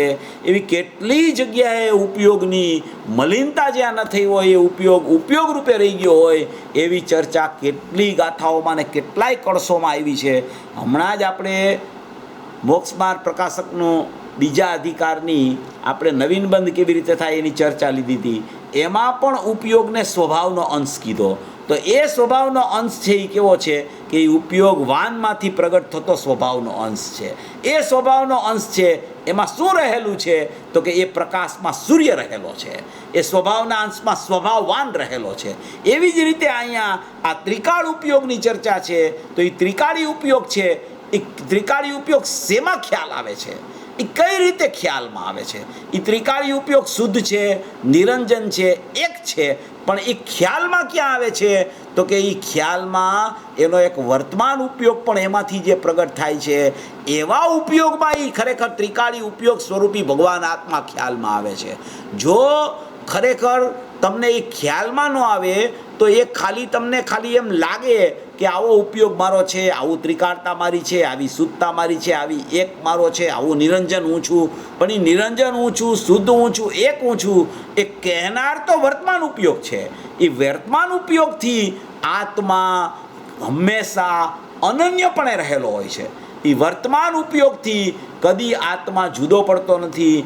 જેમ ત્રિકાળી ઉપયોગથી તો એ ખરેખર એક ત્રિકાળી ઉપયોગથી તો તે મય રહેલો છે ત્રિકાળી દ્રવ્ય, પણ આ વર્તમાન ઉપયોગથી અનન્યમય રહેલો છે. એક છે ને, જો આ ચર્ચા બહુ ઇમ્પોર્ટન્ટ છે એટલે આપણે થોડી એને ઘણા વિષયોથી સિદ્ધ કરવાનો પ્રયાસ કરીએ છીએ. કારણ કે આ ઉપયોગની રમત જે છે ને એ જ ખરેખર સમજવા જેવી છે. જ્યાં સુધી આ ઉપયોગની વ્યવસ્થા ન સમજાય ત્યાં સુધી અજ્ઞાન ભાવ ચાલ્યા કરે છે. એ ગમે તેટલો પ્રયત્ન કરે જ્ઞાન ભાવ પ્રગટ કરવાનો. ત્રિકાળી દ્રવ્યની ખરેખર શુદ્ધતા અનાદિ અનંત છે. એવા ત્રિકાળી દ્રવ્યનું પણ એને ખરેખર વિકલ્પાત્મક ભૂમિકામાં ખ્યાલ આવી ગયો હોય, પણ એ વિકલ્પાત્મક ભૂમિકામાં ખ્યાલ આવવા છતાં આ વર્તમાન ઉપયોગ જ્યાં સુધી નાયક સાથે અનન્યપણે રહેલો છે અને એમાં જાણનારો જણાય જ રહ્યો છે, એમાં ખરેખર બાળ ગોપાળ સૌને અનુભૂતિ સ્વરૂપ ભગવાન આત્મા અનુભવમાં એટલે જાણવામાં આવી જ રહ્યો છે. એવા ઉપયોગથી ઉપયોગવાનનો જ્યાં સુધી એને ખ્યાલ ન આવે ત્યાં સુધી ખરેખર એ ત્રિકાળી દ્રવ્ય એવું ને એવું હોવા છતાં એ શ્રદ્ધા એમાં અહમ કરી શકતી નથી. કારણ કે કોઈ પણ પ્રકાર તમે લ્યો, માત્ર ત્રિકાળી ઉપયોગ જ્યારે કહેવામાં આવે છે ત્યારે ત્રિકાળી ઉપયોગનું એક વર્તમાન પણ એની સાથે પ્રત્યેક સમયે રહેલું હોય છે. એ વર્તમાન છે એ જ્ઞેયભૂત અભેદ છે. અને ત્રિકાળી ઉપયોગનો જે આ ઉપયોગને શુદ્ધ કીધો, નિરંજન કીધો, અનાદિ નિધન કીધો, વસ્તુના સર્વસ્વભૂત ચૈતન્ય માત્ર ભાવ પણ એક પ્રકારનો કીધો, તે ધ્યેયભૂત અભેદ છે. ધ્યેયભૂત અભેદ છે તે અનંત ગુણાત્મક છે, અનંત કારણ પર્યાયાત્મક છે, અનંત ઉપયોગની શુદ્ધતાત્મક છે. એવો એક આખું ધ્યેયભૂત અભેદપણું રહેલું છે. એને ત્રિકાળી દ્રવ્ય કહેવામાં આવે. તમે ત્રિકાળી દ્રવ્ય અંદરમાં કેવું છે એના ભેદ ન પાડો તો એ આખું એક ત્રિકાળી દ્રવ્ય છે. એ ધ્યેયભૂત અભેદ છે. એ પરમ પરિણામિક ભાવ લક્ષણવાળું છે.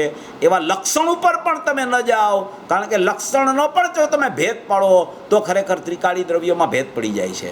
એટલે તમે એક ત્રિકાળી દ્રવ્યને એક સત્તાપણે જોવો, અનાદિ અનંત એકરૂપ જોવો, ધ્રુવ તરીકે જોવો, શુદ્ધ તરીકે જોવો.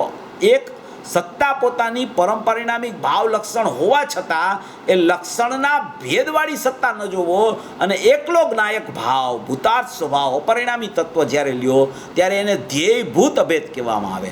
ધ્યેયભૂત અભેદ એટલે ધ્યેય એટલે પોતાનું ત્રિકાળી દ્રવ્ય અને ભૂત એટલે કે હોવાપણું. એ ધ્યેયભૂત અભેદની આખી એની સત્તા છે, એ હોવાપણે રહેલી છે. એ આખો દ્રષ્ટિનો વિષય છે, આખો એ એકરૂપ સ્વભાવ છે. અહીંયા જે કહે છે આ પરમાર્થી ઉપયોગ શુદ્ધ નિરંજનને એક, એ ખરેખર ત્રિકાળી દ્રવ્યની ધ્યેયભૂત અભેદની સત્તા સિદ્ધ કરે છે. હવે એ ધ્યેયભૂત અભેદની સત્તા સિદ્ધ કરે છે. પછી અહીંયા બીજી વાત લે છે કે ઉપયોગ મિથ્યાત્વ, મિથ્યા દર્શન, મિથ્યા જ્ઞાન, મિથ્યા ચારિત્ર રૂપે પરિણમી જાય છે અને પરિણામના વિકારનો એ પરિણામ કર્તા બની જાય છે. તો એ કર્તા બન્યા પહેલાં અજ્ઞાન, મિથ્યાત્વ અને મિથ્યા વિકાર થયા પહેલાં એક ઉપયોગનું સ્વરૂપ જુદું રહી ગયું છે. એ ઉપયોગનું સ્વરૂપ જુદું કેવું છે? તો કે એક તો ત્રિકાળ સત્તા ધ્યેયભૂત અભેદ છે અને એક બીજી ઉપયોગની સત્તા છે એ આ થયા પહેલાં બચી ગઈ છે. એ સત્તા એના જો ખ્યાલમાં આવી જાય છે તો એને જ્ઞેયભૂત અભેદપણું કહેવામાં આવે છે. એ જ્ઞેયભૂત અભેદપણું કેવું છે કે જે જ્ઞેયભૂત અભેદપણામાં એ જ્ઞાનના ઉપયોગમાં અનાદિ અનંત આત્મા જણાઈ રહ્યો છે, ઉપયોગમાં ઉપયોગ જ છે, જાણનારો જ જણાઈ રહ્યો છે, એવી કોઈ સ્થિતિ જ્ઞેયભૂત અભેદપણાની રહી ગઈ છે. એ અનાદિ અનંત સ્થિતિ છે. અનાદિ અનંત ધ્યેયભૂત અભેદપણું પણ છે, અનાદિ અનંત જ્ઞેયભૂત અભેદપણું પણ છે. આ જ્ઞેયભૂત અભેદપણું છે એમાં પણ ખરેખર સંવર નિજરા મોક્ષની પર્યાય નથી આવતી, કે એમાં કોઈ પુનપાપ આશરો બંધની પર્યાય નથી આવતી. કારણ કે એ બધી પર્યાયો છે, એ બધી પર્યાયો આ અન્ય વસ્તુભૂત મોહ સાથે સંયુક્તપણું લખ્યું છે. એ અન્ય વસ્તુભૂત મોહ સાથે વિભક્તપણું થાય ને ત્યારે પ્રગટ થતી અવસ્થાઓ છે સંવર નિજરા મોક્ષની, અને સંયુક્તપણું થાય ત્યારે પુનપાપ આશ્રવ બંધની અવસ્થા થાય છે. એ સંયુક્તપણું અને વિભક્તપણું એ પુનપાપ આશ્રવ બંધ અને સંવર નિજરા મોક્ષ થયા પહેલાં ત્રિકાળી દ્રવ્ય જેમ ઉપયોગવાન રહી ગયું છે ધ્યેયભૂત અભેદપણું, એવી જ રીતે એક જ્ઞેયભૂત અભેદપણું જીવ પાસે બચી ગયું છે. એ જ્ઞેયભૂત અભેદપણું કેવું છે કે જેમાં જે જ્ઞાનનો ઉપયોગ છે એ ઉપયોગ નથી સંવર નિજરા મોક્ષપણે કે નથી પુનપાપ આશ્રવ બંધપણે, એવો એક ઉપયોગ આત્માને છોડ્યા વગર વર્તી રહ્યો છે. એ આત્માને છોડ્યા વગર અનુભૂતિ સ્વરૂપ ભગવાન આત્મા જણાઈ રહ્યો છે. એવી કોઈ સ્થિતિ એ જ્ઞેયભૂત અભેદપણાની પણ નિરંતર અત્યારે ચાલી રહી છે. જ્યારે દ્રષ્ટિનો વિષય આવો અનાદિ અનંત એકરૂપપણે ધ્યેયભૂત અભેદપણું છે, એ જ સમયે જ્ઞેયભૂત અભેદપણું એના જ્ઞાનમાં, એના પરિણામમાં, એના જ્ઞાનના ઉપયોગમાં, એની એક સમયની સત્તામાં પણ એ જ્ઞેયભૂત અભેદપણું પણ અત્યારે નિરંતર અનાદિ અનંત ચાલી રહ્યું છે. આવું ધ્યેયભૂત અભેદપણું અને આવું જ્ઞેયભૂત અભેદપણું એ અનાદિ અનંત છે. નવું જે ઉત્પન્ન થાય છે સંવર નિજરા મોક્ષ રૂપપણું, એ જ્ઞેય રૂપ અભેદપણું છે. એક આ જ્ઞેયભૂત અભેદપણું છે, એક ધ્યેયભૂત અભેદપણું છે અને એક જ્ઞેય રૂપ અભેદપણું થાય છે. આવા ત્રણ પ્રકાર છે. આ ત્રણ પ્રકાર આ ઉપયોગમાંથી નીકળે છે. એ ઉપયોગમાંથી ત્રણ પ્રકાર નીકળ્યા. એમાં પહેલો પ્રકાર ધ્યેયભૂત અભેદપણાનો, એ ત્રિકાળી દ્રવ્યની સત્તા છે. એ અનંત ગુણાત્મક ચૈતન્ય તત્વ છે. એ અસંખ્ય પ્રદેશી ચૈતન્ય તત્વ છે. એ એની ત્રિકાળતા રહેલી છે, એના સ્વભાવો રહેલા છે. એમાં કીધું ને અહીંયા સર્વસ્વભૂત વસ્તુના સર્વસ્વભૂત ચૈતન્ય માત્ર ભાવપણે એક પ્રકારનો છે. એ આખું ધ્યેયભૂત અભેદપણું છે. એ આખી ત્રિકાળ સત્તા છે. એ અનાદિ અનંત સત્તા છે. એ નિત્ય સત્તા છે. નિત્ય ઉપયોગ લક્ષણ કીધું 24મી ગાથામાં. આગળ વધતા 36મી ગાથા આવી તો 36મી ગાથાના ભાવાર્થમાં એમ લખ્યું કે ત્રિકાળી દ્રવ્યની શક્તિરૂપ સત્તા છે, એનું વ્યક્તપણું તો માત્ર જ્ઞાન દર્શનના ઉપયોગ માત્ર છે એમ લખ્યું એમાં 36મી ગાથામાં. એનું વ્યક્તપણું કેવું છે કે જ્ઞાન દર્શન ઉપયોગ માત્ર એનું વ્યક્તપણું છે. તો એ વ્યક્તપણું જે જ્ઞાન દર્શન ઉપયોગ માત્ર છે એ જ્ઞેયભૂત અભેદપણે રહેલું છે. એ વ્યક્તપણું મલિન નથી થતું. એ વ્યક્તપણું સંવર નિજરા મોક્ષ રૂપે કે પુનપાપ આશ્રવ બંધ રૂપે નથી હોતું. એ વ્યક્તપણું જ્ઞેયભૂત અભેદપણે રહેલું છે. એ જ્ઞેયભૂત અભેદપણે રહેલું છે. એ જ સમયે ધ્યેયભૂત અભેદપણું જે સમયે છે એ જ સમયે જ્ઞેયભૂત અભેદપણું છે. આ પણ એક અનાદિ અનંત સત્તા છે. એક ધ્યેયની અનાદિ અનંત સત્તા છે ધ્યેયભૂત અભેદપણે, એક જ્ઞેયની અનાદિ અનંત સત્તા છે જ્ઞેયભૂત અભેદપણે.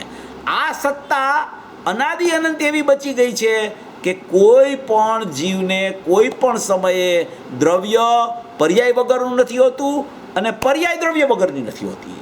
તો એ કઈ પર્યાય? તો કે જ્ઞાન દર્શનના ઉપયોગની પર્યાય. કયું દ્રવ્ય? તો કે ત્રિકાળી દ્રવ્ય. તો કે પણ પર્યાયમાં તો અહીંયા એમ કહે છે કે ત્રણ પ્રકારના વિકાર છે અને પરિણામ તો કરતા થાય છે એનો. તો કે એ તો નવી ચર્ચા છે, આ જૂની ચર્ચા છે.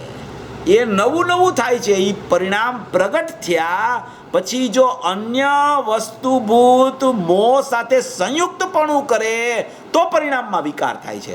આનું સંયુક્તપણું તો ત્રિકાળી દ્રવ્યથી જ્ઞેયભૂત અભેદપણું છૂટ્યું જ નથી જ્ઞાનમાં. એવી સત્તા એક એની ખરેખર વર્તમાનમાં બચી ગઈ છે. આ બચી ગઈ છે એટલે કોઈ પણ સમયે જીવ અનુભૂતિ કરી શકે છે, કારણ કે અનુભૂતિ સ્વરૂપ ભગવાન આત્મા તો અનુભવમાં આવી રહ્યો છે. આ જે બહાર ઉપયોગ કામ કરે છે ને, એ ઉપયોગ આત્માનો ઉપયોગ નથી, એ તો વિભાવરૂપ સત્તા છે. એ તો જ્ઞેય પરજ્ઞેય સાથે મળેલી સત્તા છે. એ કર્મ સાપેક્ષ સત્તા છે. કર્મ સાપેક્ષ સત્તાથી જુદી એક વર્તમાન પ્રગટ થતા ઉપયોગની નિરપેક્ષ સત્તા છે. અને એ નિરપેક્ષ સત્તામાં ખરેખર નિરપેક્ષ દ્રવ્યની જે ત્રિકાળ સત્તા છે એનું ખરેખર જ્ઞેયભૂત અભેદપણું અનાદિ અનંત એને જાણનારો જ જણાઈ રહ્યો છે. એના ઉપયોગમાં ઉપયોગવાન જ ખરેખર પ્રતિષ્ઠિત છે. એને પ્રતિષ્ઠા કરવાની નથી. એને એમ થાય છે કે હું મારા દ્રવ્યની સ્થાપના મારી પર્યાયમાં કરું. હું મારા દ્રવ્યને, મારા જ્ઞાનને, મારા દ્રવ્યમાં મારા જ્ઞાનના પર્યાયને હું દ્રવ્ય છું એમ સ્થાપના કરું. તો કે એ સ્થાપના કરવાની નથી. એ જ્ઞેયભૂત અભેદપણું નિરંતર ચાલુ છે વર્તમાનમાં. એ ચાલુ છે એવો સ્વીકાર આવે છે જીવને. એવા સ્વીકારમાં ખરેખર સમ્યક દર્શન, સમ્યક જ્ઞાન ને સમ્યક ચારિત્ર થાય છે. એ સ્વીકાર જે છે, એ સ્વીકારમાં જે સમ્યક દર્શન, સમ્યક જ્ઞાન ને સમ્યક ચારિત્ર થયા, એ નવા થયા છે. ઓલું એક જૂનું ધ્યેયભૂત અભેદપણું છે, આ જ્ઞેયભૂત અભેદપણું પણ જૂનું છે. અને જે નવું નવું યા તો વિભાવ થાય છે, યા તો નવું નવું સમર નિજરા મોક્ષ થાય છે, એ બધું નવું નવું છે. એ નવું નવું જેટલું થાય છે એ ખરેખર કર્મ સાપેક્ષતામાં જાય છે. જેટલી જૂની સત્તા છે એ સ્વાભાવિક સત્તા છે. એ ખરેખર જ્ઞાન દર્શનમય સત્તા છે. ત્રિકાળની સત્તા પણ સ્વાભાવિક અને વર્તમાન એના ઉપયોગની સત્તા પણ પ્રગટ થતા ઉત્પાદે હોવા છતાં પણ એની એક સ્વાભાવિક સત્તા બચી ગઈ છે. આવી જે સ્વાભાવિક સત્તા અનાદિથી રહેલી છે એનું જ્યાં સુધી તેને જ્ઞાનને ભાન નથી થતું ત્યાં સુધી ત્રિકાળી દ્રવ્યમાં ખરેખર એને અહમની સ્થિતિ ઉત્પન્ન થવાનો પ્રકાર ભજી શકતો નથી. એનું કારણ છે કે એ ખરેખર એકલું ત્રિકાળી દ્રવ્ય જ્ઞાન રૂપે પરિણમન વગરનું એકલું ત્રિકાળી દ્રવ્ય જે છે ખરેખર તો એ દ્રષ્ટિનો વિષય છે. ખરેખર તો એની જ શ્રદ્ધા થાય છે. કોઈ જ્ઞાનના ઉપયોગ સહિતના આત્માની શ્રદ્ધા થાય એમાં સમ્યક દર્શન નથી થતું. પણ જ્યારે સમ્યક દર્શનનો કાળ પાકે છે જીવનો, ત્યારે એને એક આવું અભેદ જ્ઞેય પણ અનાદિ અનંત છે એવું જ્ઞાન એને અંદરથી વર્તવા માંડે છે. અને એવું વર્તતું જ્ઞાન હોય છે તો એને જ્ઞાનમાં કોઈ પણ પ્રકારનો વિષયનો પ્રતિબંધ નથી રહેતો, કાંઈ જાણવાનું બાકી નથી રહેતું. કારણ કે તે જ્ઞાનમાં આત્મા જણાઈ રહ્યો છે. જેણે આત્મા જાણ્યો એણે સર્વ જાણ્યું. એટલે એ આત્મા પણ એ જ્ઞાનમાં જણાઈ જ રહ્યો છે. ત્યાં એ શ્રદ્ધા આખા જ્ઞાયક ભાવમાં અહમ કરી લે છે. એવી કોઈ અહીંયા અનાદિ અનંત ધ્યેય અને અનાદિ અનંત જ્ઞેયની ચર્ચા આમાંથી નીકળી શકે છે. આ તો ત્રિકાળ ઉપયોગની સત્તા છે. આ તો અનાદિ અનંત સત્તા છે, નિરંજન સત્તા છે, એક ભાવપણાની સત્તા આ ત્રિકાળ ઉપયોગની રહેલી છે. પણ એની સાથે સાથે ઉપયોગના જેટલા પ્રકારોથી આપણે વર્ણન વિચારીએ તો એક એનો ત્રિકાળ ઉપયોગ છે, એક એનો વર્તમાન ઉપયોગ છે, અને એક એનો બહિર્લક્ષ થતો ઉપયોગ છે, અને પછી બહિર્લક્ષથી છૂટી અને એક એનો અંતરલક્ષ થતો ઉપયોગ છે. અંતરલક્ષ થતો ઉપયોગ થાય છે ત્યારે એ સામાન્ય ઉપયોગ અને અંતરલક્ષ થતો ઉપયોગ એ બે એક થઈને અભેદ થઈને આત્મા સાથે પરિણમી જાય છે. ત્યારે ખરેખર અનુભૂતિનો જન્મ થાય છે. જુઓ, એક વાત એવી છે, વર્તમાન ઉપયોગની ચર્ચા બહુ કિંમતી છે. ત્રિકાળ ઉપયોગ તો બધાને ખ્યાલમાં છે, એ તો બધાને ખબર છે. દ્રષ્ટિનો વિષયમાં તો કોઈ પર્યાયો જ નથી. જો દ્રષ્ટિના વિષયમાં તમે પર્યાય લઈ લ્યો તો એ તો પરિણામી થઈ જાય છે. એ પરિણામી દ્રવ્ય છે એ ખરેખર શ્રદ્ધાનો વિષય નથી. શ્રદ્ધાનો વિષય તો અપરિણામી તત્વ છે, ત્રિકાળ દ્રવ્ય છે, કુટસ્થ છે, ધ્રુવ છે, એ શ્રદ્ધાનો વિષય છે. પણ એ શ્રદ્ધાનો વિષય શ્રદ્ધામાં આવતા પહેલાં એ ત્રિકાળી દ્રવ્ય એને ખ્યાલમાં આવી ગયું હોવા છતાં હજી એની શ્રદ્ધા સમ્યક ન થતી હોય તો એને હંમેશા ઉપયોગની અભિન્નતા એના ખ્યાલમાં જ્યારે એ લે છે ત્યારે જ ખરેખર એને ખ્યાલમાં આવે છે કે ખરેખર મારું દ્રવ્ય છે એ ખરેખર મારા જ્ઞાનમાં તો અવસ્થિત જ છે, એટલે હું મારા દ્રવ્યની શ્રદ્ધા કરું ત્યાં જ મારા જ્ઞાનમાં સમ્યક જ્ઞાનનો જન્મ થઈ શકે છે. જુઓ, કોઈ પરિણામમાં અપરિણામી તત્વ બિલકુલ રહેતું નથી, સમજજો જરા. કારણ કે પરિણામને તો આપણે પરદ્રવ્ય કહીએ છીએ, પરિણામને તો પર સ્વભાવ કહીએ છીએ, પરિણામને તો હેય કહીએ છીએ. શા માટે એમ કહીએ છીએ? એને પરદ્રવ્ય શા માટે કહીએ છીએ? નિયમસારની 38મી ગાથામાં આ ચર્ચા આવી છે કે પરિણામને પરદ્રવ્ય શા માટે કીધું. 50મી ગાથામાં પણ નિયમસારમાં ચર્ચા આવી છે કે પરિણામને પરદ્રવ્ય શા માટે કીધું, કે પરિણામમાંથી કોઈ પરિણામ નથી આવતા. તમે વાંચજો 50મી ગાથાના ગુરુદેવના પ્રવચનો. 50મી ગાથાના ગુરુદેવના પ્રવચનોમાં આ ભાવ ગુરુદેવે ભરેલો છે. 38મી ગાથામાં પણ એક બીજો ભાવ છે, આત્મા આત્માને ઉપાદેય છે, એ જુદો વિષય છે. અને પરિણામને પરદ્રવ્ય શા માટે કીધા? સાતેય તત્વોનો સમૂહ પરદ્રવ્ય છે, એ જ્યારે 38મી ગાથામાં કીધું, પછી 50મી ગાથામાં પરદ્રવ્ય પર્યાયને સાયિક ભાવને પર સ્વભાવ પરદ્રવ્યને હેય કીધું. તો ત્યાં એમ કીધું કે એને પરદ્રવ્યનું કહેવાનું કારણ એ છે કે પર્યાયમાંથી પર્યાય નથી આવતી, માટે પર્યાયને પરદ્રવ્ય કીધું. અને પર્યાય આવે છે દ્રવ્યમાંથી, માટે એ દ્રવ્યને સ્વદ્રવ્ય કીધું. પર્યાયમાંથી પર્યાય નથી આવતી, માટે પર્યાયને પરદ્રવ્ય કહેવામાં આવે છે. ઘણી કોઈ જગ્યાએ ગુરુદેવે એમ કીધું હોય કે પર્યાયમાંથી પર્યાય આવે છે, તો ત્યાં ગુરુદેવને એમ સિદ્ધ કરવું છે કે પર્યાયથી પર્યાય થાય છે, પર્યાયમાંથી પર્યાય આવે છે એમ કોઈ દિવસ ગુરુદેવ ન કહે. કારણ કે એમ કહે તો એક પર્યાયમાં અનંત ગુણ સિદ્ધ કરવા પડે, એવું કોઈ દિવસ ન હોય. પર્યાયમાંથી પર્યાય નથી આવતી, માટે પર્યાયને પરદ્રવ્ય કીધી, પર સ્વભાવ કીધી, હે કીધી 50મી ગાથામાં. તો કે પરિણામને પરદ્રવ્ય કહી દીધા, હે કહી દીધા, પરદ્રવ્ય કહી દીધું, હે કીધું, અને પર સ્વભાવ કહી દીધો. તો કે તો પરિણામ વગર તો એમ કહો છો તમે કે પરિણામમાં તો દ્રવ્ય રહેલું છે, તો કયા પરિણામમાં દ્રવ્ય રહેલું છે? તમે એને હે કહી દો, તમે એને પર સ્વભાવ કહી દો, તમે એને પરદ્રવ્ય કહી દો, તો એ પરિણામમાં તો દ્રવ્ય રહેલું છે એમ કહો છો, અનિત્યમાં નિત્ય રહેલું છે. તો હવે એ પરિણામને જ્યારે તમે બહાર કાઢી નાખો તો એ પરિણામ સિવાયનું કોઈ એવી વસ્તુ છે કે જેમાં દ્રવ્ય રહેલું હોય? તો કે આપણે એટલું રાખો કે દ્રવ્ય દ્રવ્યમાં રહેલું છે. તો કે એમ નહીં, દ્રવ્ય દ્રવ્યમાં રહેલું છે એ તો ત્રિકાળી દ્રવ્યની ચર્ચા છે, પણ એ ત્રિકાળી દ્રવ્ય દ્રવ્યમાં રહેલું છે ત્યારે પણ એક એવી વસ્તુ એની પાસે, એવી કોઈ સત્તા હોવી જોઈએ, એવો કોઈ એની પાસે ભાવ હોવો જોઈએ કે એ ભાવમાં એ દ્રવ્ય અવસ્થિત હોય, એ પરિણામમાં એ અવસ્થિત દ્રવ્ય રહેલું હોય. તો કે એવો કયા પરિણામ છે, એવી કઈ સત્તા છે? તો કે એવી એક પરિણામી સત્તા છે, તેમાં અપરિણામી રહેલો છે. 38મી ગાથા નિયમસારની છે, એમાં સાતેય તત્વના સમૂહને પરદ્રવ્ય કીધું. ત્યારે આચાર્ય ભગવાને એમાં એક શબ્દ મૂક્યો કે જીવાદી બહિતચ્ચમ હેયમ, અને પછી એમ કીધું કે ઉપાદેય અપણો અપા, એટલે કે જીવાદી સાતેય તત્વોનો સમૂહ પરદ્રવ્ય છે અને આત્માને આત્મા ઉપાદેય છે. તો જીવાદી સાતેય તત્વોના સમૂહને પરદ્રવ્ય કીધું, તો કયા આત્મામાં કયો આત્મા ઉપાદેય છે? તો કે પરિણામી દ્રવ્યમાં અપરિણામી તત્વ ઉપાદેય છે. પરિણામમાં કોઈ દ્રવ્ય નથી રહેતું, પરિણામનો ભેદ પડે એમાં દ્રવ્ય નથી હોતું.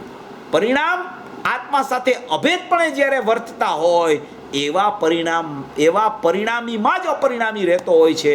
પરિણામના ભેદને તો ખરેખર પરદ્રવ્ય પર સ્વભાવને એ કીધો છે, માટે તે પરિણામમાં કોઈ દિવસ ત્રિકાળી દ્રવ્ય હોતું નથી. પણ તે પરિણામ જ્યારે આત્મસન્મુખ થઈને પરિણમે, અથવા તો જે ઉપયોગ લક્ષણવાળા જે પરિણામ અનાદિ અનંત રહેલા છે જ્ઞેયભૂત અભેદપણે, તે પરિણામમાં, તે પરિણામીમાં અપરિણામી રહેલો છે, કોઈ પરિણામના ભેદમાં અપરિણામી રહેતો નથી. જ્યારે સાતેય તત્વના સમૂહને પરદ્રવ્ય કહે ત્યારે એ પરદ્રવ્ય કહેતા જ પોતાના પરિણામ સ્વદ્રવ્ય તરફ જાય, અને સ્વદ્રવ્ય તરફ પરિણામ જે જાય એ પરિણામની શુદ્ધતા પ્રગટ થાય. તો એ શુદ્ધતામાં જ્યારે એને ખ્યાલ આવે કે ઉપયોગમાં ઉપયોગવાન રહેલો છે, જ્ઞેયભૂત અભેદપણામાં ધ્યેયભૂત અભેદપણું રહેલું છે, ત્યાં જ એ ઉપયોગ ખરેખર અભેદપણે રહેલો એને ખ્યાલ આવે, ત્યાં જ આ પરિણામ બહારથી છૂટા પડી અને એ પરિણામ આત્મા સાથે અભેદ થાય. તો એ ઉપયોગ અને શુદ્ધ થયેલા અભેદ થયેલા પરિણામ એ આખું અભેદ થઈને આખો આત્મા જ્ઞેય બને ત્યારે ખરેખર એને અનુભૂતિનો જન્મ થાય, ત્યારે એને જ્ઞેય રૂપ અભેદપણું કહેવાય. એક ધ્યેયભૂત અભેદપણું એ ત્રિકાળી દ્રવ્યની સત્તા છે. જુઓ, થોડુંક ઝીણું થઈ જાય, થોડુંક ખ્યાલમાં ન આવે તો વધારે વિચાર કરવાથી પકડાય એવું છે. થોડોક વિષય નવો લાગે ઘણી વખત આપણને કે ભાઈ આપણે આવું તો કાંઈ સાંભળ્યું નથી, પણ ગુરુદેવના પ્રવચનો તમે વાંચો અને વિચાર કરો. ખાલી સાંભળવાનો માર્ગ નથી. મેં ઘણીવાર હું કહું છું કે સાંભળવાનો માર્ગ નથી, સાંભળીને સમજવાનો માર્ગ છે, સમજીને સમાવાનો માર્ગ છે અંદરમાં. તો જ્યારે કોઈ પણ પરિણામને હેય કહેવામાં આવે, પરિણામને પરદ્રવ્ય કહેવામાં આવે, પરિણામને પર સ્વભાવ કહેવામાં આવે, સાતેય તત્વોના સમૂહને પરદ્રવ્ય કહેવામાં આવે, ત્યારે કોઈ એવા પરિણામ છે કે જે પરિણામમાં આત્મા રહેલો છે કે એવા કોઈ પરિણામ જ નથી? પરિણામ વગર તો આત્મા રહીએ નહીં. તો કે એવા એક પરિણામ ઉપયોગ લક્ષણના બચી ગયા છે. એ ઉપયોગ લક્ષણ જ્ઞેયભૂત અભેદપણે વર્તી રહ્યું છે. એ ઉપયોગ લક્ષણમાં ઉપયોગવાન વિદ્યમાન છે એવો તને ખ્યાલ આવે છે. ત્યાં જ બહાર જતા મિથ્યા દર્શન, મિથ્યા જ્ઞાન, મિથ્યા ચારિત્રના પરિણામ સીધા અંદર આવીને અભેદપણે પરિણમી જાય છે. એ પરિણમે છે એને જ્ઞેય રૂપ અભેદપણું કહેવામાં આવે છે. જ્ઞેયભૂત અભેદપણું અને જ્ઞેય રૂપ અભેદપણું, એ જ્યારે જ્ઞેય રૂપ અભેદપણું થાય છે ને ત્યારે જ્ઞેયભૂત અને જ્ઞેયરૂપ એવા બે વિભાગ નથી. ત્યારે એ આખું અખંડ આત્મા સાથે અભેદ થઈને પરિણમન થઈ જાય છે. એ અભેદ પરિણમનમાં એને આનંદ આવે છે. ત્યાં કોઈ ત્રિકાળી દ્રવ્યના ત્રિકાળ ઉપયોગનો ભેદ નથી. ત્યાં ત્રિકાળી દ્રવ્યના કોઈ ધ્યેયભૂત અભેદપણામાં કોઈ લક્ષણનો ભેદ નથી. ત્યાં ત્રિકાળી દ્રવ્યની સાથે રહેલું વર્તમાન જ્ઞેયભૂત અભેદ ઉપયોગ છે એનો કોઈ ભેદ નથી. ત્યાં ખરેખર જ્ઞેયરૂપ અભેદપણું જે અંદર થઈને અહમ કરી સમ્યક જ્ઞાન રૂપે અને સમ્યક ચારિત્ર રૂપે પરિણમે છે તેનો પણ કોઈ ભેદ નથી. ત્યાં તો ખાલી અતિન્દ્રિય આનંદની ઉત્પત્તિ થાય છે. એને જ્ઞેયરૂપ અભેદપણું કહેવામાં આવે છે. એક ધ્યેયભૂત અભેદપણું, એક જ્ઞેયભૂત અભેદપણું અને એક જ્ઞેયરૂપ અભેદપણું, એ બધું આ એક પરમાર્થી ઉપયોગ શુદ્ધ નિરંજન અને અનાદિ નિધન વસ્તુના સર્વસ્વભૂત ચૈતન્ય માત્ર ભાવપણે એક પ્રકારનો છે. એમાંથી આ બધી વાત નીકળે છે. આટલું બધું આમાં અહીંયા આચાર્ય ભગવાનને કહેવું છે. આ વિષય અહીંયા આવી રીતે 90મી ગાથામાં આચાર્ય ભગવાને કહેવા માગે છે. અહીંયા જે ચર્ચા કરી છે એ ચર્ચામાં આટલી ચર્ચા તમે તમારા જ્ઞાનમાં જ્યારે ખ્યાલમાં લ્યો ત્યારે તમને ખરેખર વાસ્તવિક આખો આત્મા ચોખ્ખો થવાનો પ્રકાર જ્ઞાનમાં ખ્યાલમાં આવે. જો ત્રિકાળી દ્રવ્યની સત્તા ધ્યેયભૂત અભેદપણે ત્રિકાળ સત્તા અનાદિ અનંત અપરિણામી તત્વ છે. એ તો એવું ને એવું જ છે, અખંડ છે, અભેદ છે, શુદ્ધ છે, શાશ્વત છે, નિર્લેપ છે, અનાદિ અનંત છે, ધ્રુવપણે રહેલું છે, કુટસ્થ છે, નિબીડ છે, ચૈતન્ય માત્ર સત્તા છે. એ તો એ ધ્રુવધામ છે, આનંદધામ છે. એ તો એવી ને એવી સત્તા બચી ગઈ છે. એમાં તો નથી કોઈ વર્તમાન પર્યાય, નથી કોઈ વર્તમાન ઉપયોગ, નથી કોઈ જ્ઞેયભૂત અભેદપણું, નથી કોઈ જ્ઞેયરૂપ અભેદપણું. એ તો એકલી ત્રિકાળી દ્રવ્યની ધ્રુવ સત્તા છે. એમાં પર્યાય માત્રથી જુદી છે. એ સત્તા, એ પર્યાય માત્રથી જુદી સત્તા છે. તેટલો જ હું છું, તે જ મારી વસ્તુ છે, તેટલું જ મારું પરિપૂર્ણપણું છે, તેટલું જ મારું અનાદિ અનંતપણું છે, તેટલો જ મારો સ્વભાવ છે. હવે એ સ્વભાવને તમે નક્કી કર્યો, એ સ્વભાવ તમને ખ્યાલમાં આવી ગયો. વિકલ્પાત્મક દશામાં તો બધાને ખ્યાલમાં આવી જાય છે એ સ્વભાવ. તમે ઘૂંટા જ કરો, ઘૂંટા જ કરો, ઘૂંટા જ કરો એને, તો વિકલ્પાત્મક દશામાં તો તમને એ ખ્યાલ આવી જાય કે ત્રિકાળી દ્રવ્ય આવું જ છે. હવે ત્રિકાળી દ્રવ્ય એવું છે, એ દ્રષ્ટિમાં આવવું જોઈએ, એ જ્ઞાનમાં આવવું જોઈએ, એ લીનતામાં આવવું જોઈએ. જ્યાં સુધી એ ત્રિકાળી દ્રવ્યમાં ખરેખર એ ત્રિકાળી દ્રવ્યની સન્મુખ થઈને કે એ ત્રિકાળી દ્રવ્યને એક ભાવ રૂપે જ્યાં સુધી પ્રગટ કરનારો કોઈ ભાવ પ્રગટ ન થાય ત્યાં સુધી ત્રિકાળી દ્રવ્ય તો એવું છે જ. સ્વભાવ તો એવો જ છે. દ્રવ્યને પર્યાય તો સર્વથા ભિન્ન જ છે. પર્યાયને દ્રવ્ય સાથે બિલકુલ સંબંધ જ નથી. જ્યારે દ્રવ્યથી જોવો છો તો જ્ઞાનની પર્યાય પણ દ્રવ્યમાં નથી. ત્રિકાળી દ્રવ્યથી જોવો છો તો ઉપયોગ લક્ષણ પણ દ્રવ્યમાં નથી. ત્રિકાળી દ્રવ્યની સત્તાને અભેદથી જોવો છો તો તેમાં કોઈ પ્રકારના ભેદો ખરેખર રહેલા જ નથી. એ ભેદોથી ખરેખર ન્યારું ત્રિકાળી દ્રવ્ય અભેદપણે રહેલું છે, એમાં તો કોઈ પણ પ્રકારનો ખરેખર ઉપયોગનો કોઈ પણ પ્રકારનો ભાવ એમાં ખરેખર વર્તતો જ નથી. કોઈ પણ વર્તમાન સત્તા ઉપયોગની ખરેખર ત્રિકાળી દ્રવ્યમાં રહેલી નથી. એવી એક ત્રિકાળી દ્રવ્યની સત્તા એ દ્રષ્ટિનો વિષય એ ધ્રુવ કુટસ્થ છે. પણ એ ત્રિકાળી દ્રવ્યને લક્ષમાં લેનાર કોણ છે? એને લક્ષમાં લેનાર જ્યાં સુધી ન હોય ત્યાં સુધી ત્રિકાળી દ્રવ્ય તો અભવી પાસે પણ છે, સામાન્ય જીવો પાસે પણ છે. કોઈ પણ મનુષ્યદેવ, તિર્યંત, નારક બધી પર્યાયોમાં ત્રિકાળી દ્રવ્ય તો એવું ને એવું છે, એમાં કોઈ વિશેષતા નથી. એ છે એના અહમ કરતાં જ સુત્તા પ્રગટ થાય છે.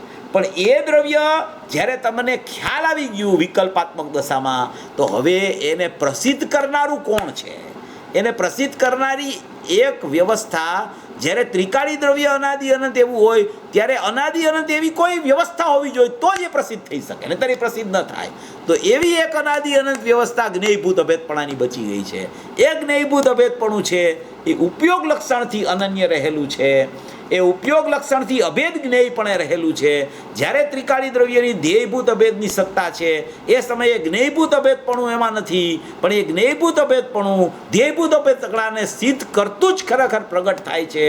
ઉત્પાદ ધ્રુવને પ્રસિદ્ધ કરીને જ વ્યય પામે છે. કોઈ પણ જ્ઞેયભૂત અભેદપણાનો ઉત્પાદ, જ્ઞાનના ઉપયોગનો ઉત્પાદ એ ત્રિકાળી દ્રવ્યને પ્રસિદ્ધ કર્યા વગર વ્યય પામતો નથી. એવી એક સ્થિતિ પણ એની બચી ગઈ છે. એટલે અહીંયા જે આ પરમાર્થી ઉપયોગ, શુદ્ધ નિરંજન, અનાદિ નિધન વસ્તુના સર્વસ્વભૂત ચૈતન્ય માત્ર ભાવ પણ એક પ્રકારનો જે રહેલો છે એ એક પ્રકારનો ઉપયોગ રહેલો છે એમ આચાર્ય ભગવાને કીધું. હવે એની સિદ્ધિ કેવી રીતે થાય, એની પ્રગટતા કેવી રીતે થાય, એને ખરેખર દ્રષ્ટિમાં કોણ લે, એને ખરેખર જ્ઞાનમાં કોણ લે, તો કે એના માટે તારે જ્ઞેયભૂત અભેદપણાની વ્યવસ્થા સમજવી પડે. અભેદ ત્રિકાળી દ્રવ્યમાં તો કોઈ પણ પ્રકારના ભેદો છે જ નહીં, પણ ભેદ જે છે એ જ્યાં સુધી જ્ઞાનની ઉપયોગની સત્તા જ્ઞેયભૂત અભેદપણાની એ દ્રવ્યને પ્રસિદ્ધ ન કરે ત્યાં સુધી દ્રવ્ય તો એકલું એવું ને એવું રહે છે. એ તો શુદ્ધ જ છે, અનાદિ અનંત છે. પણ એ શુદ્ધ છે એવો ખ્યાલ ક્યારે આવે? જ્ઞેયભૂત અભેદપણું એના ખ્યાલમાં આવે ત્યારે જ ખરેખર એ શુદ્ધ છે એવો પ્રકાર એને ભજે, અને તો જ ખરેખર જ્ઞેયરૂપ અભેદપણું એને પ્રગટતા રૂપે પ્રગટ થાય. એને ખરેખર શુદ્ધ ઉપયોગ પ્રગટ થયો એમ કહેવામાં આવે, સંવર પ્રગટ થયો એમ કહેવામાં આવે, નિર્જરા ચાલુ થઈ ગઈ એમ કહેવામાં આવે, અને ક્રમે ક્રમે એનો મોક્ષ થઈ જશે એમ કહેવામાં આવે. છતાં એવી સાપેક્ષ પર્યાયો જે શુદ્ધતા રૂપે પરિણમી એ કે જે અશુદ્ધતા રૂપે પણ સાપેક્ષ પર્યાયો પરિણમી એવા કોઈ ભાવો આ ત્રિકાળી દ્રવ્યમાં પણ નથી, અને એ ધ્યેયભૂત અભેદમાં પણ નથી, અને આ જ્ઞેયભૂત અભેદપણું પણ અનાદિ અનંત રહેલું છે એમાં પણ એ ભાવો નથી. કારણ કે એ ભાવો નવા પ્રગટ થાય છે, અને આ જ્ઞેયભૂત અભેદપણું અનાદિ અનંત રહેલું છે. આવું અનાદિ અનંત ધ્યેયભૂત અભેદ અને અનાદિ અનંત જ્ઞેયભૂત અભેદપણું જેને ખરેખર ખ્યાલમાં આવે છે તેને આ ગાથાનો મર્મ જે રીતે આચાર્ય ભગવાન કહેવા માગે છે એ રીતે એની સમજણમાં આવી જાય છે. આવું સ્વરૂપ આચાર્ય ભગવાન કહી ગયા છે, જ્ઞાનીઓ કહી ગયા છે. પૂજ્ય ગુરુદેવશ્રીએ કેટલી વાર આની સ્પષ્ટતા કરી છે, કેટલી વાર. 140 નંબરનો કળશ તમે કળશ ટીકાનો વાંચો, એમાં સાંભળો તમે, એમાં લઈ ગુરુદેવને પ્રશ્ન પૂછ્યો. કેટલી વખત આ વાત મેં લીધી છે અહીંયા. કેટલી વાર ગુરુદેવને પ્રશ્ન પૂછ્યો કે ભાઈ આ મતિ જ્ઞાનમાં આત્મા જણાય છે, આ કયા જ્ઞાનમાં આત્મા જણાય છે? આ પાંચેય ભેદને તમે જૂઠા કહો છો. મતિ શ્રુત અવધિ મન પર્યાય કેવળ જ્ઞાનને તમે બાદ કરો, મતિ શ્રુત અવધિ મન પર્યાય લ્યો, એને તમે જૂઠા કહો છો. તો એ બધાય ભેદ, પાંચે પાંચ ભેદને તમે જૂઠા છે, તો હવે સાચું શું છે એમ ગુરુદેવને પૂછ્યું. તો ગુરુદેવે એમ જવાબ આપ્યો કે જ્ઞાનની પર્યાય છે ને એ સાચી છે. જ્ઞાનની પર્યાય છે એ શું છે? ઉપયોગ લક્ષણ વર્તમાન છે. એ ઉપયોગ લક્ષણ વર્તમાન છે એવું કેવું છે તો કે જ્ઞેયભૂત અભેદપણે રહેલું છે. મતિ શ્રુત અવધિ મન પર્યાયને કેવળ એ નવા ઉત્પન્ન થતા પરિણામો છે. એટલે એ સાપેક્ષ પરિણામોમાં નિરપેક્ષ તત્વ નથી રહેતું, નિરપેક્ષ પરિણામમાં નિરપેક્ષ તત્વ રહે છે. એવા જ્ઞેયભૂત અભેદપણામાં ધ્યેયભૂત અભેદપણું રહેલું છે. આ ખ્યાલમાં લેવાની વાત છે, આમાં કાંઈ કરવાની વાત નથી, કાંઈ કરી કોઈ શકતોય નથી. સ્વરૂપ જ આવું છે. એ ખ્યાલમાં લે એટલે અનુભૂતિરૂપ જ્ઞેયરૂપ અભેદપણું થઈ જાય છે. અનુભૂતિ થાવી એટલે કાંઈ અનુભૂતિને એમ કે ભાઈ મારે અનુભૂતિ કરવી છે, મારું અનુભૂતિ કરવી છે, મારી અનુભૂતિ કરવી છે, એવી કોઈ મમત્વ ભાવ કે એવી કોઈ વાંછારૂપ અનુભૂતિની ચર્ચા નથી, પણ અનુભૂતિ આવી સહજપણે જીવને થાય છે અને અનુભૂતિ તો થવી જ જોઈએ. અનુભૂતિ વગર તો ત્રિકાળી દ્રવ્ય ખબર જ ન પડે. અનુભૂતિની એટલી બધી કિંમત છે. અનુભૂતિને એ કેવી એ બહુ સીધી સાદી વાત છે, બહુ સરળતાથી જીવ કહી દે છે. પણ અનુભૂતિને પ્રગટ કરવી એમાં ઘણો પુરુષાર્થ છે. એ પ્રગટ કેવી રીતે થાય એનું આ વિધાન છે. ધ્યેયભૂત અભેદપણું અને અનાદિ અનંત જ્ઞેયભૂત અભેદપણું, એ જેને ખ્યાલમાં આવે છે એને ખરેખર સમ્યકતાનો જન્મ થાય છે. અને સમ્યકતાનો જન્મ થયા જ કરે છે. એ ખરેખર સમ્યકતાનો જન્મ છૂટતો જ નથી. એવી કોઈ સ્થિતિ થતાં એને જ્ઞેયરૂપ અભેદપણામાં મોક્ષ પ્રગટ થઈ જાય છે. એવી કોઈ સ્થિતિ આમાં દર્શાવવા માગે છે. હજી આમાં થોડીક વાત છે એ આવતા રવિવારે આપણે એનું વધારે સ્પષ્ટીકરણ કરશું. આવું સ્વરૂપ સમજી સર્વભવી જીવો મોક્ષ માર્ગમાં પ્રયાણ કરે એવી મંગલ.